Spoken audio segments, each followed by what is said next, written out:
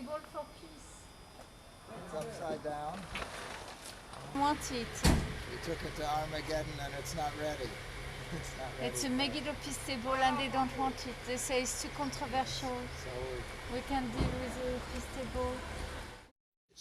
So I'm selling peace. Nobody wants to buy. Not only that they don't want to buy it, they don't want to take it without money, for free, no charge. No charge, take it. Even this.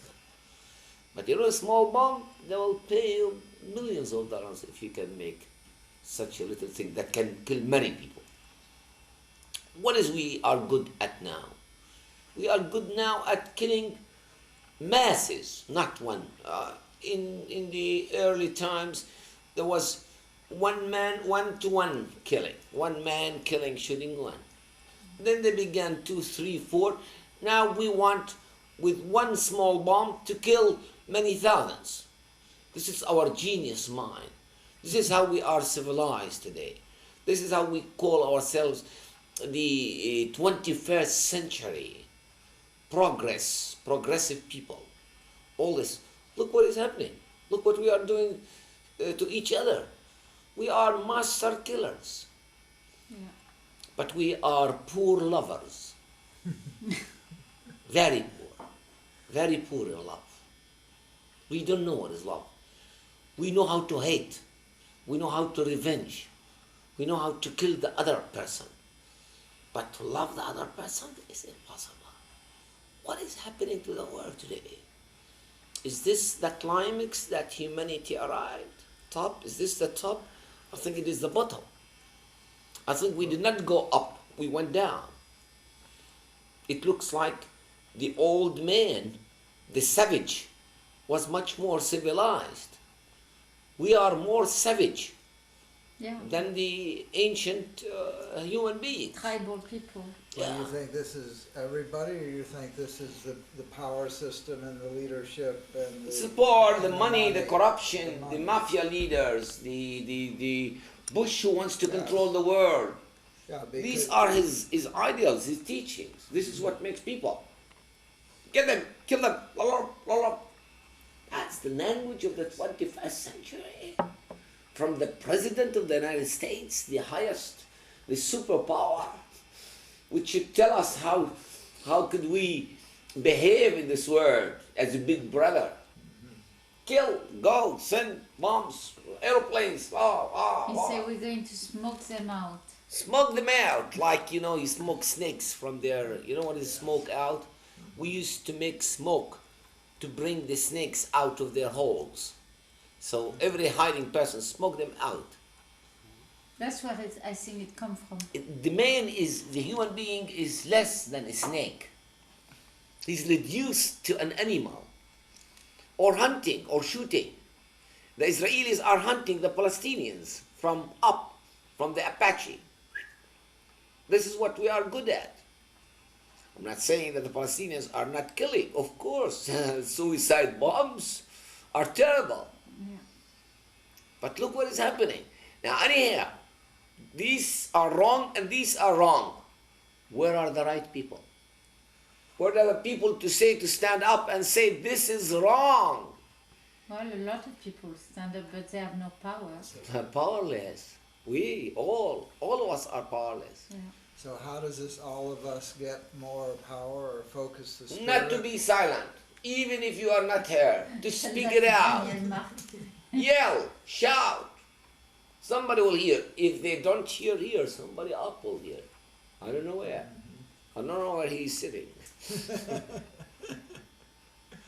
So we have to continue. In spite of all what is happening, in spite of all what we are seeing. What worries me is that the whole world seeing us as Palestinian and Israelis killing each other, and nobody is coming to say, kids, don't play, don't, that's dangerous. Where are the big people? Where are the parents? Where are the wise people? Where are the thinkers? The United States, Mr. Bush does not want to send peacekeeping troops. You know what does it mean? Or even What does it observers. mean? It means go on, kill yourself. Yeah, kill each other. What is the intelligence? Why couldn't anybody understand that? What he means by that is, I don't care. You can continue to kill. No, I don't want to send. But Mr. Bush, why don't you want to send here? You sent to Kosovo. You were quick. You sent to Iraq. You sent 500,000 American troops to Iraq. Iraq made the biggest crime in the world. It occupied Kuwait. What a crime, as if Iraq is the only one which occupied another country. Believe me, my brother, the American people, if they don't step in now and begin stopping all this, that has a disastrous effect on the American people.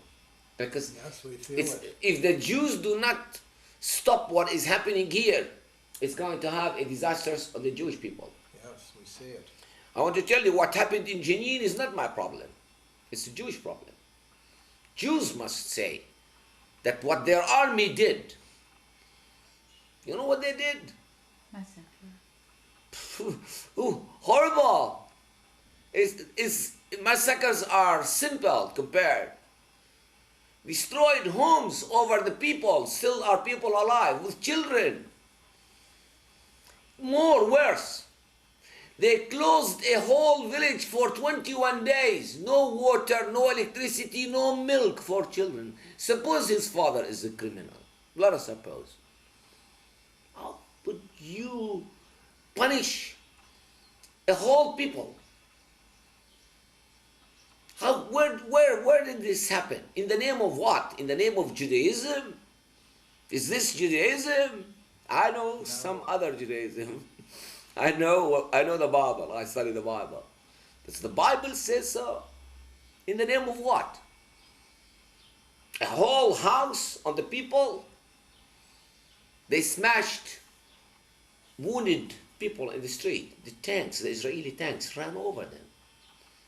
I'm not telling you stories. Believe me, it's not me who created all this. I hope you heard some. Yes. In the name of what? In the name of the humane Israeli? In the name of Jewish people? The Jewish people, only yesterday they were yelling because of persecution. What are they doing now? Yesterday I was in a town in the West Bank. 1 year, 6 months, no one was allowed in, no one was allowed out. I said, you were in prison, a whole town in... I said, yes. What did you eat? Herbs. What about pregnant women? What about old people? What about sick people? I was in another town, 2 people came running after me. One needs dialysis. The other one is in cancer. I cried. I couldn't help them. You know, how did I leave them? My heart was broken. How could I leave this man begging for dialysis? Where can I take him? How can I carry him? I think the Palestinians begin to cry, where is God? It's 3 million Palestinians like this. It's not 1 Palestinian, it's not 10. It's not targeting their leaders. It's not arresting them. It's not destroying their homes over them. It's 3 million Palestinians are in prison. Yeah. It's sad, it's bad, and it's mad. It must stop. It must stop. All of us must do something. Well, we came to see and hear so we can go back and Please. speak and shout. Every word, every voice is needed, because it will become like the Holocaust. Then you see, people will begin to say, we did not hear. This is what Europeans did when the Jews were massacred. Oh, So we it don't will see- happen now. And it will come back on the Jews.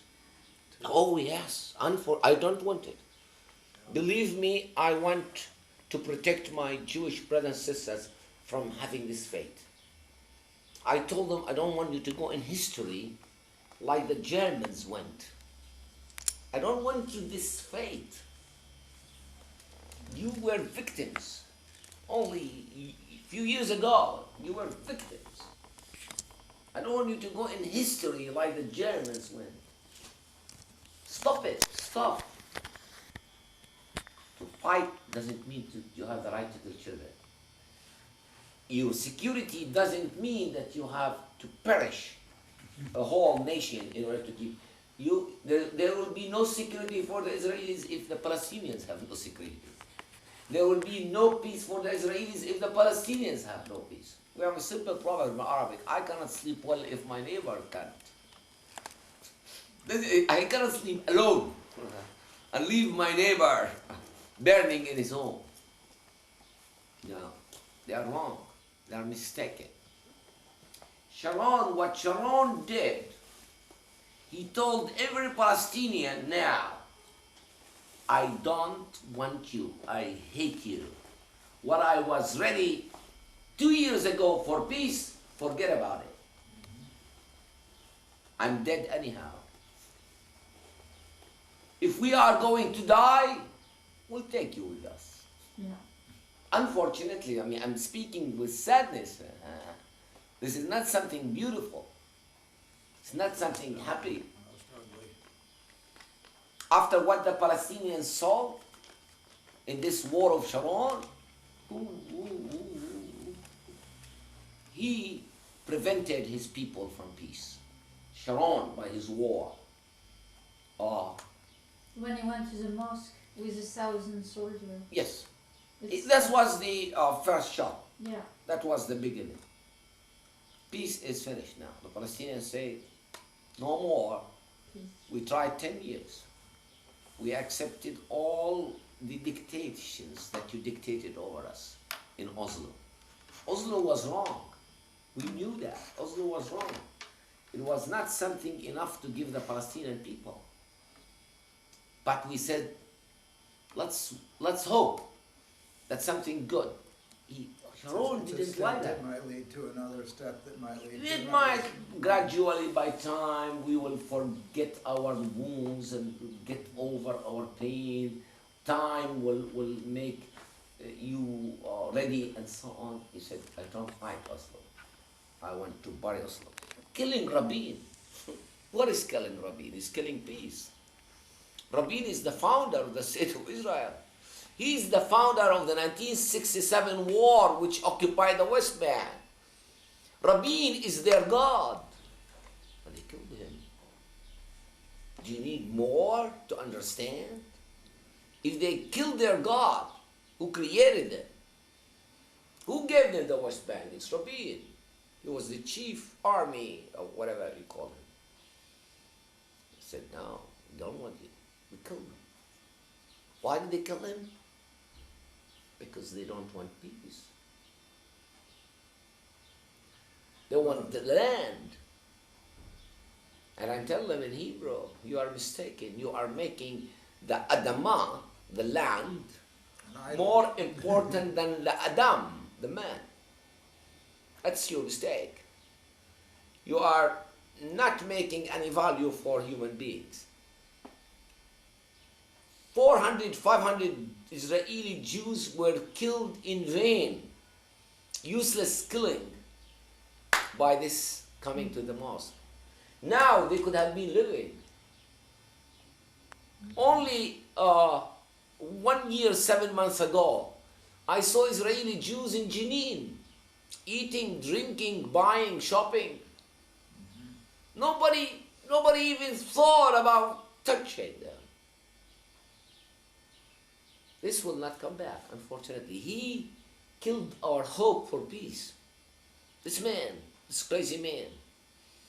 Believe me, I cannot understand how George W. Bush can agree with this man.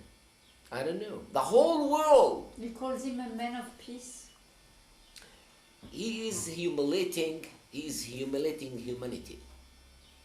He is making despise of humanity. He's despising humanity. He's making fun of humanity. First of all, of himself. First of all, of himself. To see what he did in Jenin and to say that this is man of peace. So what is the devil?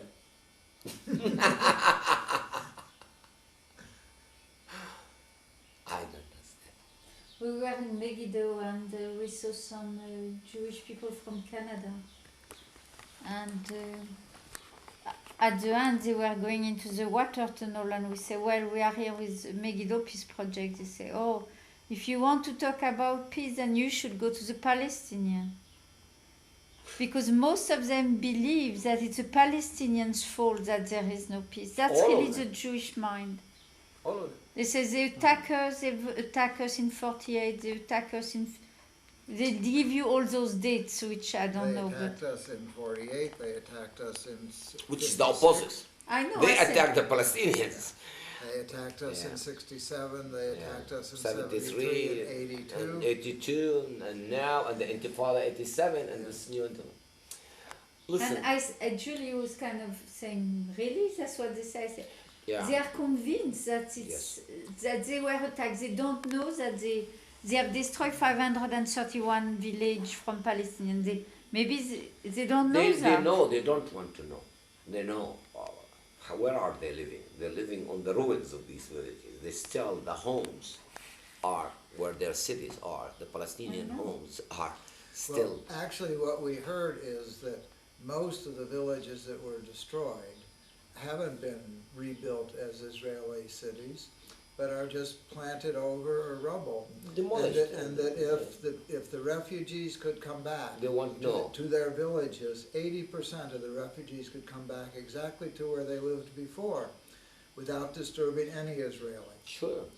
And the villages could be rebuilt if people Sure. could agree to live together. And that's, I remember the first time we met, you said, I asked, a lot of problems, you know, how many people can live together, and so you said if the Israelis would be willing to live together, all the problems could be solved. Exactly. Even the toughest problem could be solved. There is no such thing as no solution. It's no will. It's not the no solution. Doesn't mean. Well, to go back to the Israelis, I pity them because this is what they were taught. In fact, they were indoctrinated to repeat this, to repeat the lie. It's the same Nazi propaganda. When Goebbels, the Nazi propaganda minister, says, if you take a lie, throw it on the wall 2-3 times, it sticks. They repeated this to them day and night. The media, the press, the ministers, the politicians, and so on, telling them we were attacked and so on. They made them. Listen, I have a deeper philosophy. I think the Jews are the victims of Zionism. Zionism is using Jews as flesh for their tanks, for their greed, for their whatever. The Jewish people is a victim. And I am sorry for that. Where on earth such a lie can be repeated? When the Palestinians did not take any Jewish city, it is the Jews who took the Palestinian cities. Mm-hmm. The Palestinians did not occupy Jewish land. It's the Jews who occupied Palestinian lands. The Palestinians were here for thousands of years. The Jews came from outside, uprooted the Palestinians, threw them out. You don't need proofs. You don't need somebody to prove it for you. They are still in the refugee camps in Lebanon, in Syria. So one question. What is it? Peddler. Oh, selling something. Selling something. So you don't need evidence. Myself, I am one of those Palestinians whom the Israelis say that I declared war on them. They declared war on me, on my father. They came to my home. I can show you the Israeli army general who took my father as a prisoner in 1948.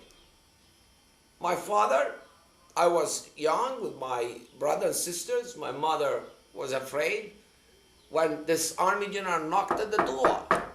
and said, Mr. Jabbour, you are under arrest. Like they are doing now in the refugee camps in Nablus, in Jenin. Exactly, they are repeating the same thing. We were living in this place, in this house, in this town, in this country for thousands of years. This beautiful Israeli army general who's still alive, he's the one who came. Who is that? Dov Yeremia. Now he's our friend. Now he's a great man of peace. You see, that's such his life. I wrote. He's your friend? Oh yes. And you remember when he came to your house? Of course. So what kind of relationship? He changed from a man, whatever he was, into a man of peace within years. He saw. So I met him after 30 years of that event in 1978. 1948, when all this happened. 1978, I was attending an Arab Jewish meeting, and with me was my son, who is called Jabbour, the same name as my father. We give our eldest children the name of our parents. So my father was Jabbour, and my son was Jabbour. And the man was sitting there without noticing. I did not notice. I didn't know him. He just disappeared. When my son stood up introducing himself, and he said, I'm Jabbour from Shefar Am, I said, what? What are you talking, kid? You're kidding. Jabbour is an old man, and probably he's dead. He didn't relate the name and so on. I said, sir, how do you know that Jabbour is dead? My father wasn't dead yet. He was all the time wanting to see this army general who took him a prisoner, and he couldn't find him. He didn't know his name. He just disappeared. He said, I am the army commander who took your father in 1948, and he began to tell us. I said, where are you? Where have you been? My father is looking for you. He said, he's alive? I said, yes, he's alive. I took him the same day in my car, and we came to my home. My father was on his sick bed. Told him, Dad, this is the man. But you should see the two men. Everyone is relating his story from his own side. And I said, no, 21 days. Whoever was bleeding is gone now. He just wanted to kill as many Palestinians as possible. But the Israelis made a massacre, and they covered the place of the massacre, or carried the bodies somewhere to a far place and buried them under the ground. You know who found out this? God found it. Because how could you tell that there are dead bodies? Like in Kosovo, if you saw, the crows began to dig. They found bodies. The what? The crows. Crows. Oh. Birds.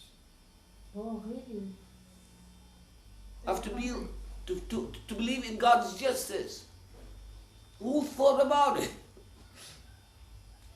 So they found the body? They found the bodies. The bodies in Jenin now, they are under the rubble, under the ground. They flattened the whole refugee camp so that the body is smashed.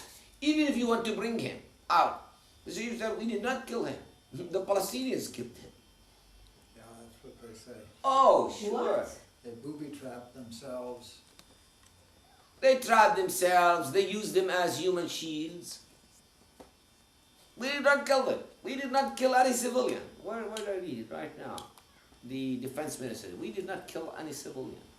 Of course. It is the Palestinians who attacked Tel Aviv. It's not the Israelis who occupied Jenin.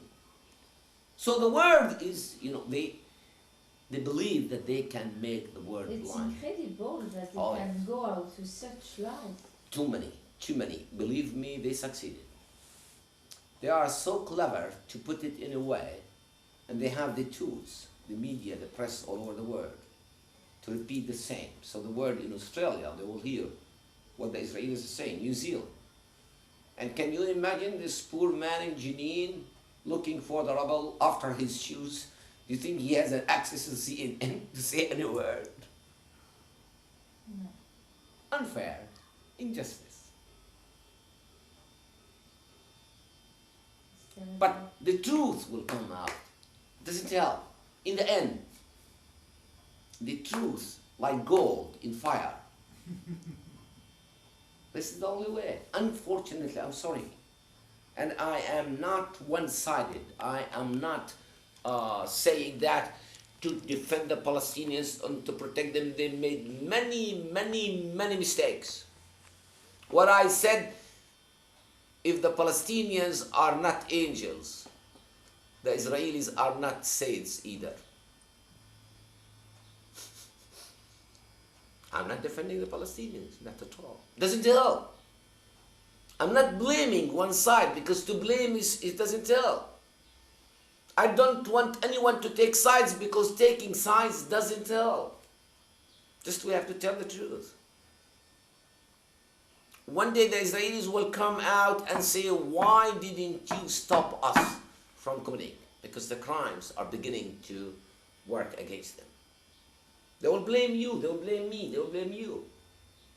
Why you didn't stop us? You saw all that. You didn't say one word. You didn't write an article. But I am saying this so that nobody will say, you didn't tell us.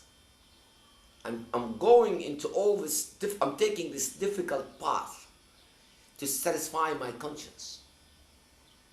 Because they cannot tell me you didn't say that. Mm-hmm. No, I'm saying, you might not like it. I know you don't like what I'm saying. You are angry. Terry Larson, the United Nations representative, he made them angry. Now they are saying persona non grata, out. Why? What did he say? He said it was an atrocity. You know why did he say that? He couldn't smell the stench of the bodies. What do you want him to see? That he's smelling a Paris perfume, a French perfume? The stench. Until today. So is he not a human being? No, they want to reduce him, not a human being. He's a human being. And he said that it was an atrocity. That's all. What's wrong about that? It's the real description of what he saw and smelled. Yeah. Why the bodies are smelling? Had you ever heard in the word that someone prevent you from burying the dead? I never heard that before. I lived in Germany in 1948, 3 years after the war. And there's a town there near Stuttgart called Pforzheim, which was a jewelry center. And it was on the route between England and Munich. And every day the planes would come over to bomb Munich. And the sirens would go off in Pforzheim, but the planes always went over. So the people stopped paying attention to the sirens. And then one flight, they just dropped all their bombs on Pforzheim, completely destroyed the center of the city. When I was there 3 years later, as 12 years old, there was still rubble, there were still crosses, Sure. there was still smell in the street, that they couldn't ever clean it up. Yes. Now maybe, I assume now it's all But cleaned here, up, but that the was, Israeli army, after finishing their job, they prevented the take-carers, how do you say? The Undertakers. Undertaker. yeah. They wanted to take the body, bury it. Said no. How could you explain this? What do you mean? Oh, I know why. You might not know. They want to hide the crime. They took the bodies. They took them to a mass grave somewhere. We'll find it. So that they can tell the world, we did not kill any civilian. We killed only 45 Palestinian fighters. They call them gunmen. Deception. Deception doesn't work. Doesn't pay off. Deception will appear. What happened in Jenin is a horror. Is a horror committed by I didn't want this to happen by the Jewish people. Now, I You lived think all they my focus- life. They focused on Jenin because a lot of the suicide bomber came from Jenin. This is what they say. That's what they say. This is Why- what why- they Why say. do you think they picked Jenin? Why? This is how the Israelis did from 1948 until This this. is By like the- Deir Yassin. There it's a second. It's not a second. It's a model. It's another 100 time. There you see. To first of all, revenge. Which I am sad that they have this ugly instinct of revenge. Second, they want it to be a lesson to the others, as if. Unfortunately, Jenin is not the first massacre and is not the last. I don't know which number 100 or 200, because still there are some massacres which are not known. The world does not know that the Israelis buried the Egyptian prisoners alive In the Sinai. in Sinai. Okay, if I will continue, They did. uh, That's why we found so many shoes. yes, shoes. They say that the people had run away, but where in the desert did they run away? They ran away, and they came after them, and how do you call, with bullets, riddled them with bullets, and then brought their tractors and bulldozers, flattened the sand. Hundreds, thousands. Nobody knows the number. I heard a little bit on the internet that I read from my email. There was a quote from Sharon from 1956. And I read a quote from him that Amos Oz did an interview Oh, yes. after the Lebanon Yeah. War in '82, but this was from '56. And he said that not only would most important is to kill the women, because the women make Would more give babies. children. And kill the women and kill the children and burn them and make them suffer before you burn them. And if I have to kill all of them, I would, because they are the danger, because they will continue the people. This is what he said in the '56 war. A man of peace. He's a Yeah. man of peace. And in 1982, what he said was that if I had to kill 1 million, all right, call me a war criminal, all right. Call me a Judeo-Nazi, all right. I'm here to do the dirty work of Zionism, and if this makes anti-Semitism in Europe, in America, fine. Let the Yids know the only place they would be safe is in Israel. This is what this man said. Who If- would believe that? Who would believe these are the words of Sharon? Well, it's hard to believe, except, I see it and do I. I know, I heard them, not only I saw Yeah, them. you were here. I was here. And how can there not be how can it not that these words are sort of put out to identify what is the thinking of this man? Because he isn't the way all the Jewish people think. This Of is course our not. crime now. This is our crime. The silence. Our silence is our crime. What we did, but today, is a crime of staying silent. Too long. We should yell, because if we want to save Jewish lives, we have to stop this man. And how? Have to stop. People say that there is no opposition, there's no left, the peace movement is tiny. If there's a change, it would be to Bibi, who would be worse. He'd say he's Yeah. for transfer, he's for getting all the Arabs out altogether. The thing that we are afraid, I tell you why not. Very simple. If the Germans did not succeed in the transfer, how could the Israelis? Somebody else tried the transfer. I said to the Israelis, make the trains ready, I will ride. But the driver has to pay the price later. Not the rider, the driver. No, we are not afraid, my brother. We lost fear.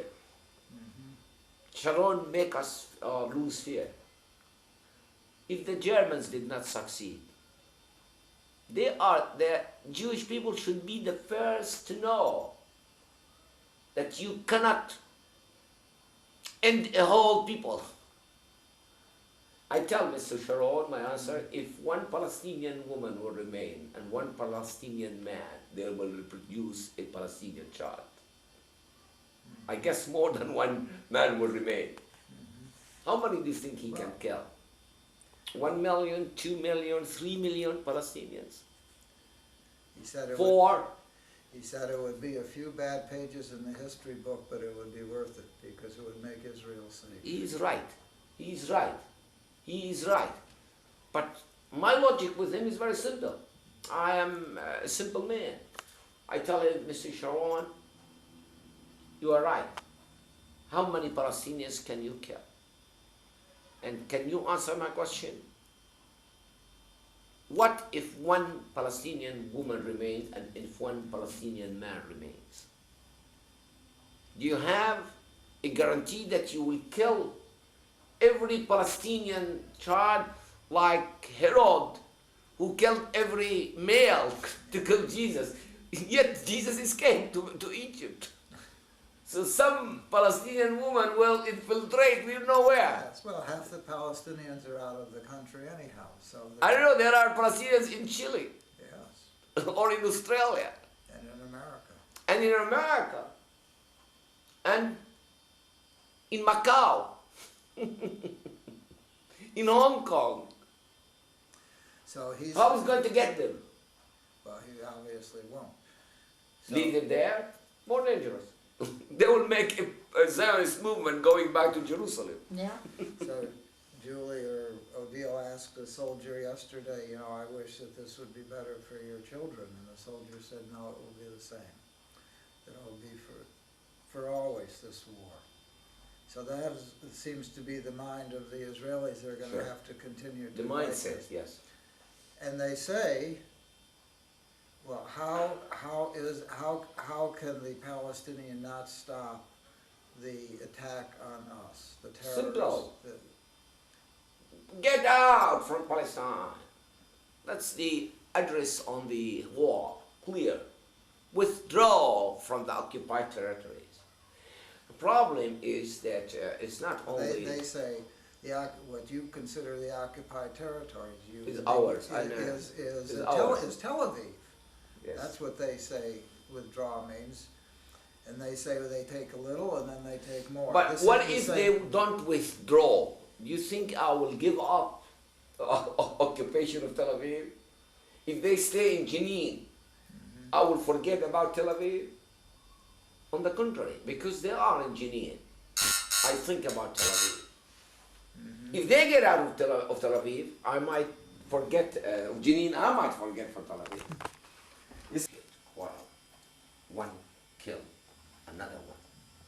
Always from thousands of years, there is a process of peacemaking called Sulha.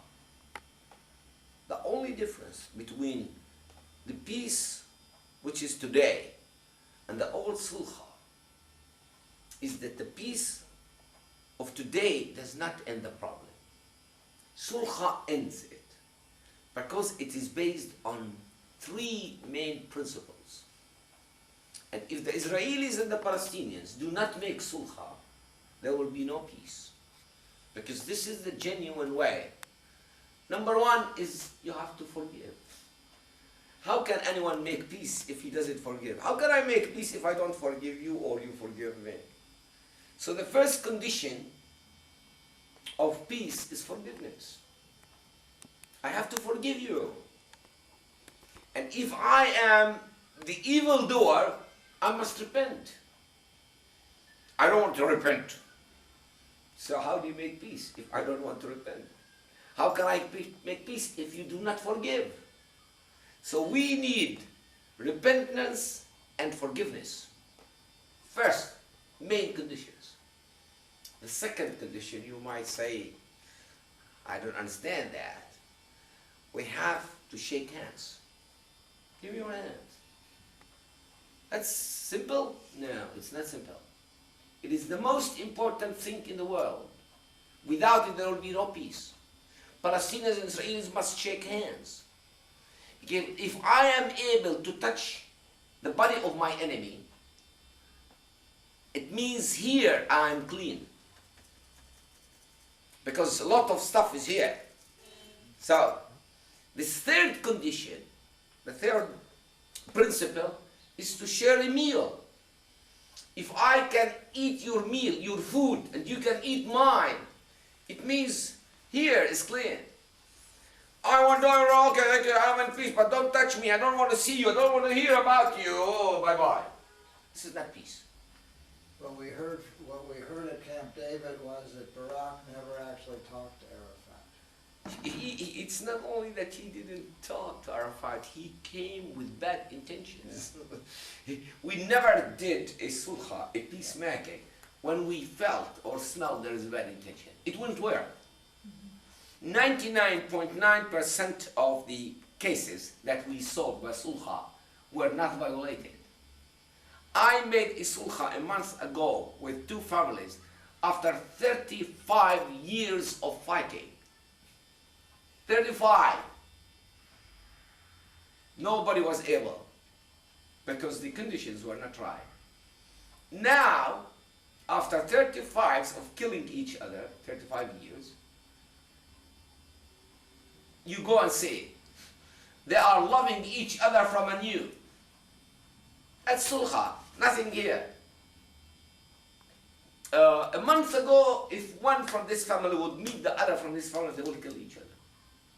Now, they are visiting, inviting, attending weddings. Unbelievable. That's sulha. That's genuine peace. I don't know what to call it. Because it's in the heart. The piece of the government is a piece of paper. When you are angry, you tear it off.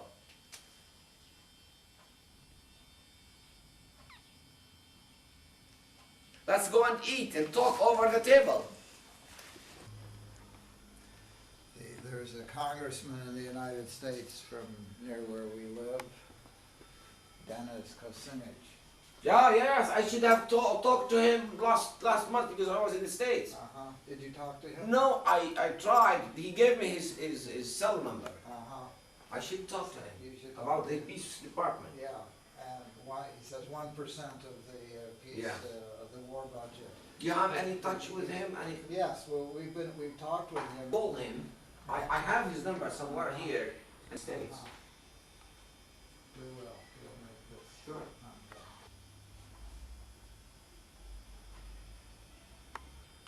Delegation of some American friends. This is the settlements. You see the Jewish settlements on top of the hill. This is how they blocked the village. You see the get out, and the Israelis were there. He was coming to bomb us. The walls of the So execution without court. center. You know that he's going to bomb you, so you kill him. How did they get out then? They cannot get out. We brought them food. We brought them food. We bring them. But if the Israelis see them, they will shoot them. That's just.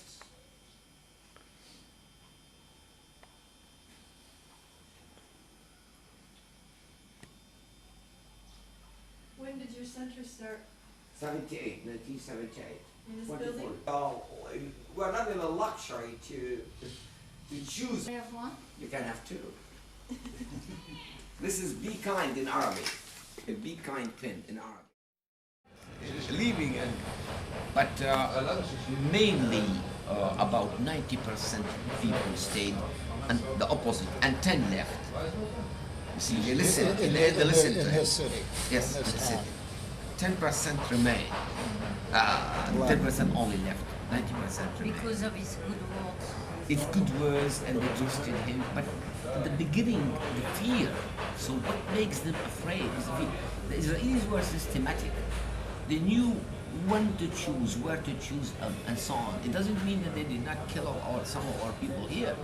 There were about 2-3 people killed in 1948. And in this village 10, and the other village 5, and so on.